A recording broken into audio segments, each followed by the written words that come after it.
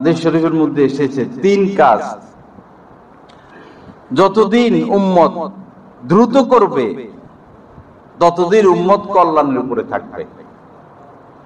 তিন কাজ, খুব মনোযোগ দিয়ে শুনবেন। তিনটা কাজ যতদিন দ্রুত করবে ততদিন কল্যাণের উপর থাকবে। তার মানে যখন এই কাজগুলোর ব্যাপারে অলসতা করবে তখন এই উম্মত আর কল্যাণের উপরে থাকবে না। তিনটা কাজের মধ্যে একটা হচ্ছে মানুষ মারা গেলে দ্রুত তার কাফন দাফনের ব্যবস্থা করা,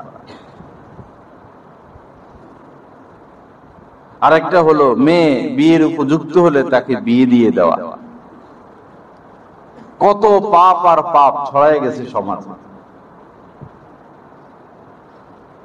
একটা মেয়ে 16 বছরে বিয়ের উপযুক্ত হইলো, 18 বছরে হইলো না, বিয়ে দেয় না, ধরে রাখে ধরে রাখে ধরে রাখে, এটারে ইঞ্জিনিয়ার বানাবে, ডাক্তার বানাবে, লন্ডন পাঠাবে।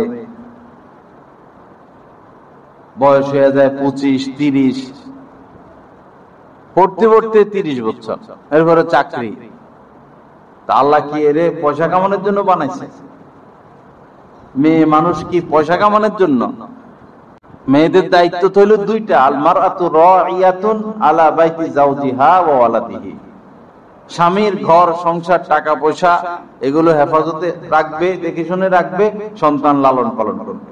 এই হলো মেয়েদের দায়িত্ব। আর দুনিয়ার সব দায়িত্ব পুরুষের মাথায়।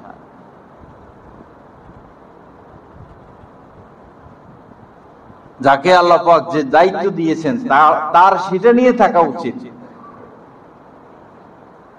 এই বাজারের, এই গাছতলাঘাট বাজারের ব্যবসায়ীরা যদি দেখে সবাই যে এই মুদি দোকানে লাভ বেশি, যদি সবাই দেখে মুদি দোকানে লাভ বেশি, এখন সবাই সব ব্যবসা বাদ দিয়ে দিছে। যিনি মাছ বিক্রি করতো উনি বলে আমি মুদি বিক্রি করবো, যিনি গোশত বিক্রি করতো উনি বাদ দিয়ে দিছে যে আমি মুদি মাল বিক্রি করবো, যিনি স্বর্ণকার উনি ওইটা বাদ দিয়ে দিয়েছে আমি মুদি বিক্রি করবো, যিনি হোটেল বাদ দিয়ে দিছে আমি মুদি বিক্রি করবো। সবাই সব বাদ দিয়ে দিছে, সবাই শুধু মুদি মাল বিক্রি করবে। সমাজ চলবে? সমাজ তো চলবে না। আল্লাহ পাক এভাবে দায়িত্ব ভাগ করে দিছে। সবাই সবার দায়িত্ব বাদ দিয়ে শুধু চাকরি করবে, টাকা কামাবে, চাকরি করবে, টাকা কামাবে। পড়ালেখার সময় পড়ালেখা, মেয়েদের বিয়ের বয়স হলে বিয়ে দিয়ে দেন। সমাজে যেই পরিমাণ জিনা ব্যভিচার বাড়ছে,